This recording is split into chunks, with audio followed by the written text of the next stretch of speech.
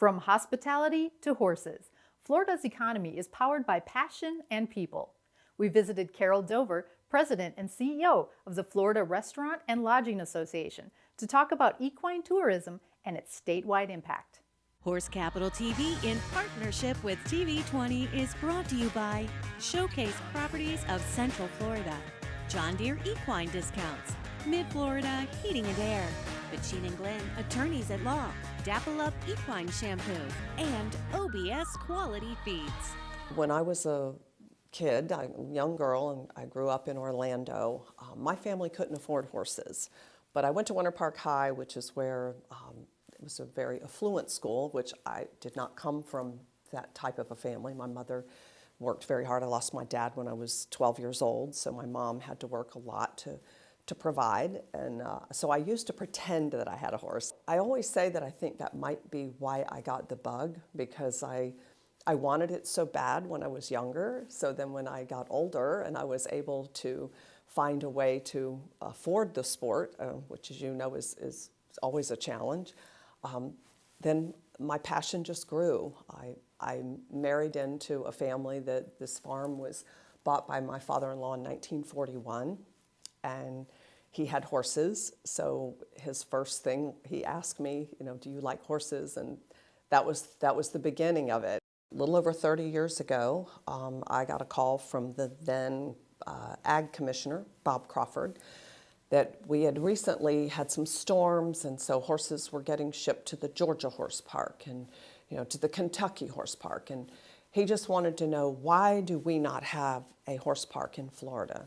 Well, sir, it's never been done statutorily, so off we went to draft legislation, and we got the legislation passed, I think, in '95. It structured out the board of directors and who would be on it. So by '96, we were up and running.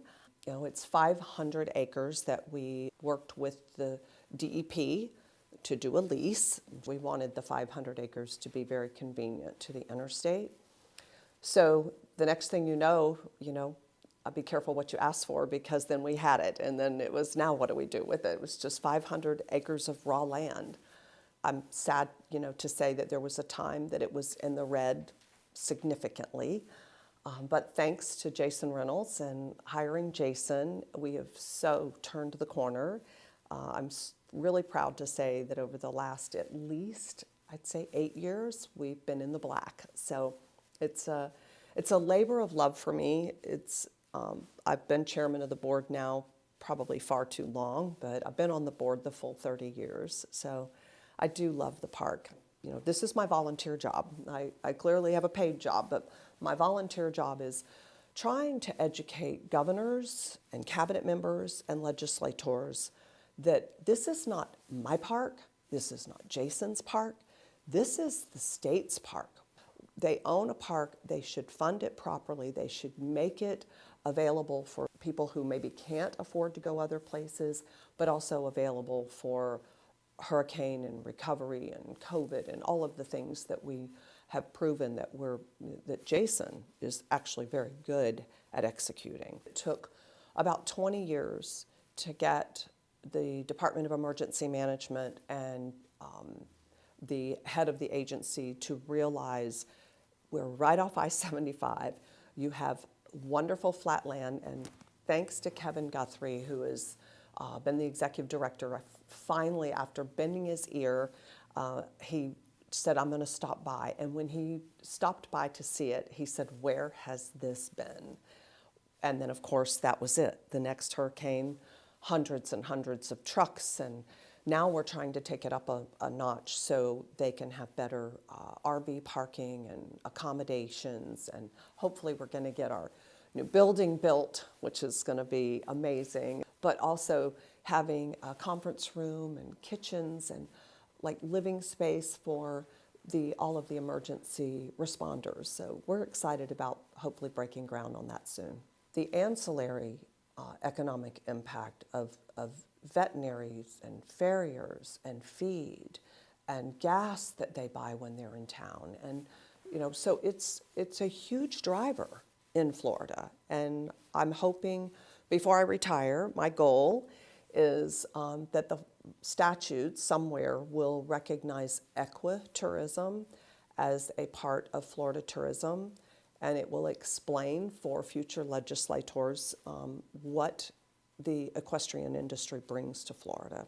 I've been CEO for 30 years, so I know that my role when I get up every day and put my feet on the floor, my number one goal is to make sure that Florida's tourism is continuing to be successful, and that our tourists are safe, and that we have good employment. We have a lot of issues right now in the tourism world: housing, labor, a lot of, because our industry is so big. But it is a goal to continue to have people come and move to Florida.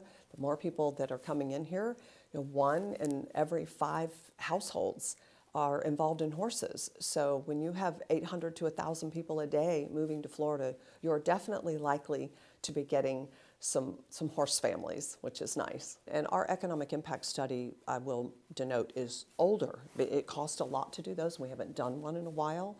But even then, $12.8 billion with 112,000, maybe more probably now, closer to 120,000 employees.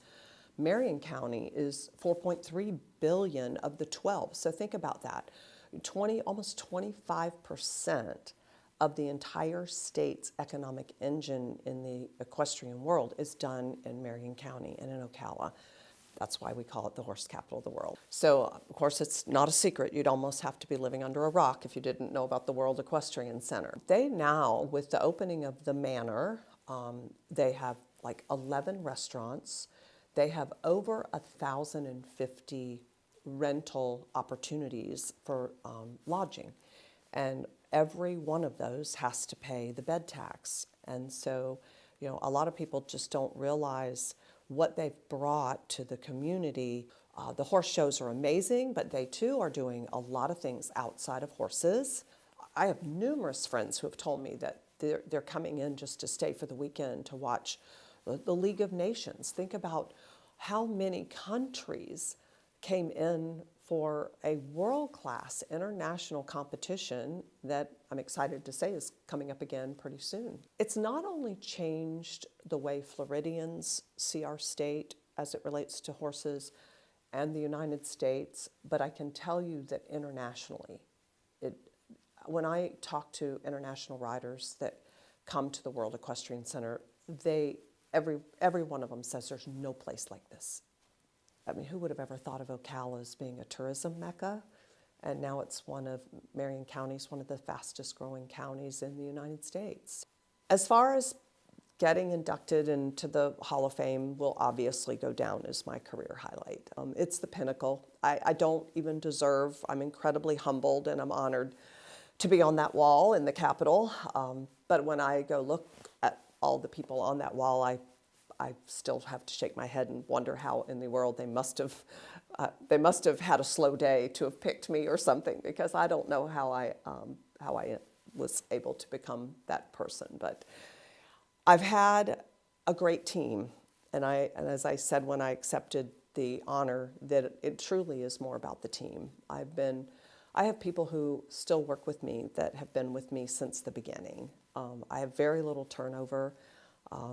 We collectively were adding up, just the management staff is over 500 years of service to the Florida Restaurant and Lodging Association. So that is how these awards happen. Surround yourself with good people, have high integrity and great work ethic. And I'm a very faith-based person, so I have to thank God for every day that I've been allowed to serve this industry and to ride these beautiful horses. You can follow the Florida Restaurant and Lodging Association online at frla.org. You just have to get in the seat of a John Deere Gator XUV. Not because it puts work in its place. With the highest cargo box volume in its class. Or because it can tow up to 4,000 pounds. You just have to get in the seat. Because all this versatility kinda just makes your day.